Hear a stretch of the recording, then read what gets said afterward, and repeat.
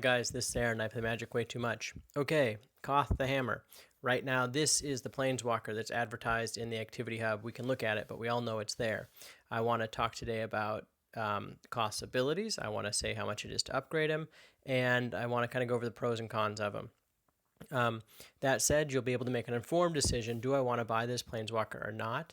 Is it one of my core 5 Planeswalkers? Because you probably will end up with 5 Planeswalkers you use the most in the Nodes of Power event where there's 5, because you're going to have favorites. And so let's see if this is one of yours. First of all, I always max them. I don't think there's any reason to play level 30 or level 40, at least for any amount of time. If you're playing it and maxing at the same time, great, do that.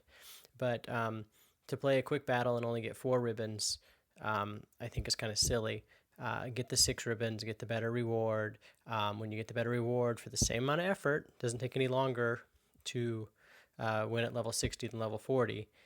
You're going to play the same amount of time, get a better reward, level up faster. So here we go. I have 473,470. And we'll see how many runes this takes. The other thing, if you don't quite know, if you are leveling them up, that's fine. You're on level 30 or something, and you take some damage, and now you have 50 health instead of the max. If you just level them up, you can get a brand new health. So if you are maxing them and kind of going through, and this is one of your planeswalkers you're working with, play it. Use those 3 recharges as you want. But know that all you have to do is do this if you have a few of them saved. So if I'm in the middle and I have enough to go up 2 levels, I'd probably play, take some damage, then go up a level, play, take some damage, then go up a level. Okay. So I started with 470,000. So right now we're at about 70,000, give or take. It's taking longer. And there we go, it's maxed. I have a little calculator here on the side, and I have 393,550. So that took, perfect. That took 79,020 to max. That took 80,000 for all practical purposes. At the start of this week, I had about 401,000. So it took me, I don't know, probably maybe a week or two. It's hard to really know with the events. Everything is leveled up, and here we go. So basic facts are 111 hit points, which is great. The cards suck. The abilities, the things I look at here, before I even look at what the abilities are with 6, 8, 6, 12, 20, loyalty cost you, is down below the mana bonuses. If you add all those up, it's total of +7. That is so important. That's like your mana curve. That's if you have one that's like +5, and a lot of the basic ones are Liliana is one of my favorites. I think she's great, but it's +5, okay, and Koth is +7, so he is going to be faster. In general, if I was playing a deck with the same amount of mythics, the same amount of rares, same amount of commons, uncommons as somebody with a +5 versus a +7, decks are equal besides how many mana you get. I'm going to get out in that example, 40% more cards?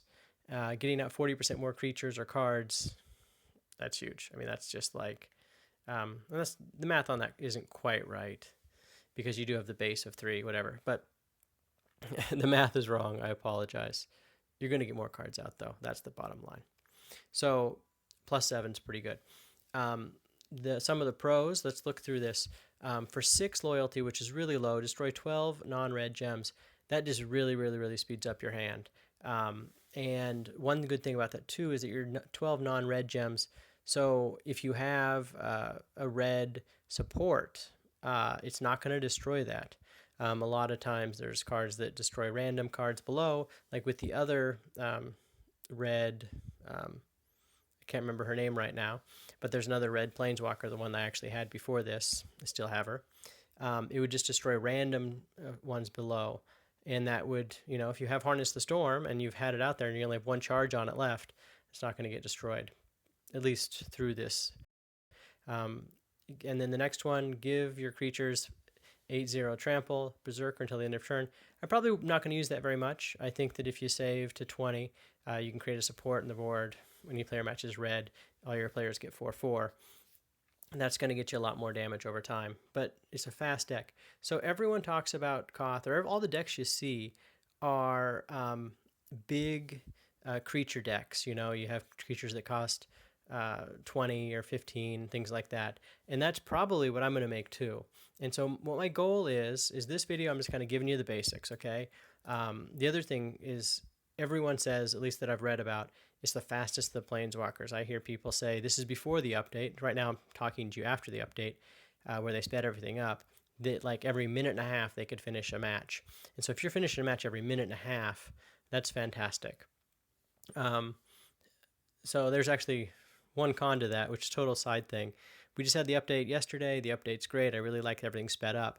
But if you think about it, one aspect that is kind of hidden that is not as good is that playing really fast, you're going to use up those 3 charges, right? And so then you're going to be encouraged to spend crystals on, I'm at half life, I'm going to recharge them after 2 minutes. Half life, got to recharge them after 2 minutes. Half life, got to recharge them after 2 minutes.